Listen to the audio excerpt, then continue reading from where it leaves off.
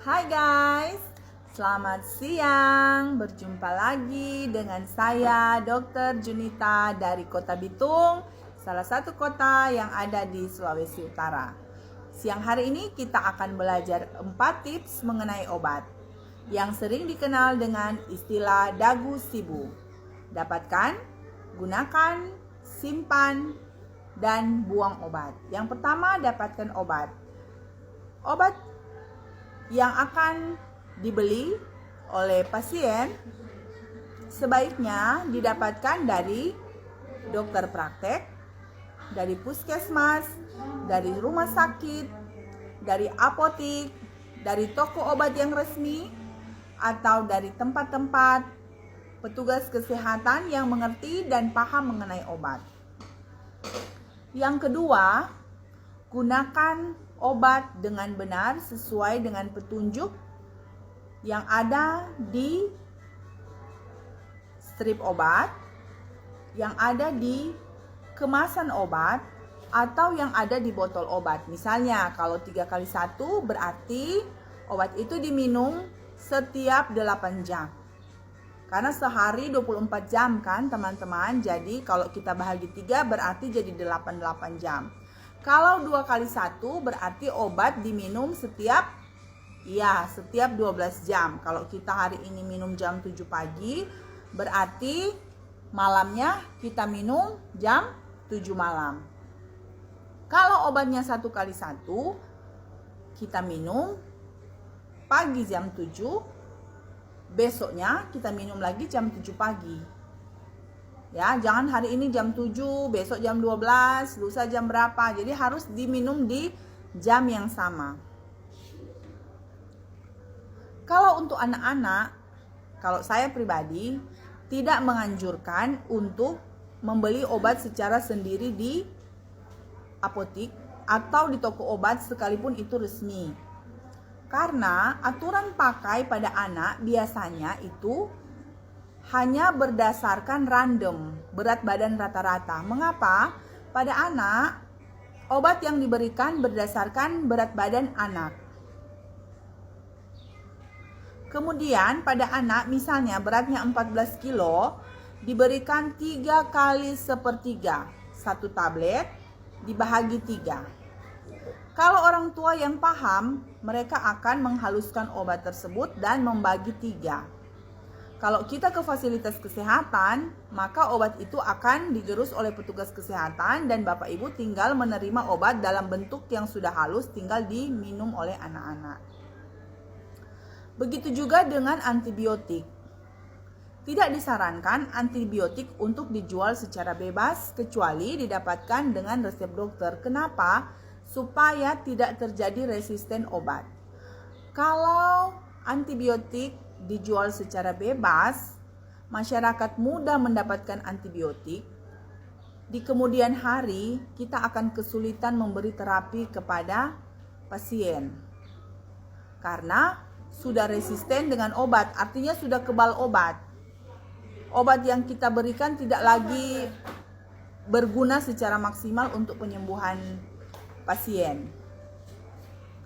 Ketiga, simpan obat, artinya cara penyimpanan obat.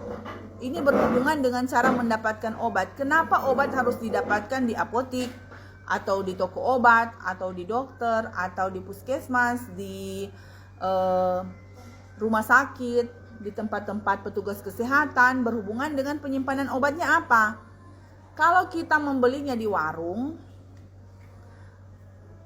itu tidak ideal untuk penyimpanan obat. Jadi obat itu yang pertama, tidak boleh terpapar sinar matahari. Yang kedua, dia harus disimpan di dalam suhu ruangan tertentu. Biasanya kalau kita membeli obat di warung, itu kan kalau kita hanya membeli anti nyeri, biasanya kita dapat 1-2 tablet. Di dalam kemasan itu sudah tidak lagi tertera tanggal expire obat. Jadi kita tidak tahu apakah obat ini masih layak diminum atau sudah expire. Itulah pentingnya untuk membeli obat atau mendapatkan obat di tempat-tempat yang lebih aman. Nah, penyimpanan obat kalaupun kita punya obat-obat di rumah, untuk persediaan, untuk cadangan penggunaan obat, kita harus menyimpannya dengan cara yang benar, yaitu tidak terpapar langsung dengan sinar matahari dan disimpan di suhu ruangan. Kalau obat-obat tertentu disimpan di suhu ruangan yang kering, maka kita simpan di suhu ruangan yang kering. Kalau obat-obat itu disimpan harus di lemari es, maka harus disimpan di lemari es. Beberapa obat memang harus disimpan di lemari es, misalnya obat anti kejang atau obat pamol untuk anak-anak, obat panas.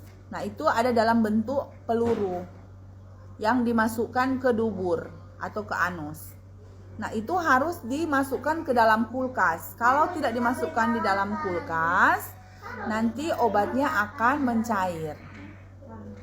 Ya. Jadi kalau membeli obat atau mendapatkan obat, ditanya cara penyimpanannya ya. Kemudian cara membuang obat. Bagaimana cara membuang obat yang benar? Ketika obat di rumah, persediaan kita sudah expire atau sudah tidak mau kita minum dan kita ingin membuangnya, tidak bisa langsung dibuang seperti sampah rumah tangga, tidak bisa. Kalau untuk obat, cara pembuangan obat, misalnya obat sirup, itu harus dicairkan dulu dengan air, kemudian dibuang. Tidak boleh dibuang dalam kemasan botol utuh. Kalau dia dalam kemasan strip, maka obat itu harus dikeluarkan dari stripnya, kemudian direndam di wadah yang ada air, biarkan obat itu mencair di sana, baru dibuang.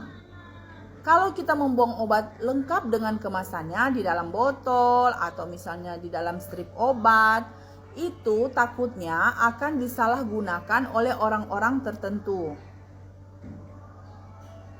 Dan itu sangat berbahaya. Atau misalnya untuk anak-anak yang tidak mengerti, anak-anak remaja yang ingin mencoba-coba dan mereka menggunakan itu, atau misalnya ada antibiotik yang dibuang sembarangan, kemudian dikonsumsi secara suka-suka pasien, secara tidak benar, maka itu akan menyebabkan resistensi obat. Jadi kalau misalnya teman-teman, Bapak Ibu di rumah mendengar tentang istilah dagu sibu, itu bukan tentang dagu yang ini, ya. Itu tentang dapatkan, gunakan, simpan, dan buang obat dengan cara yang benar yang sudah dokter jelaskan tadi. Demikian info kesehatan siang hari ini. Terima kasih, sampai jumpa di info kesehatan berikutnya. Dadah.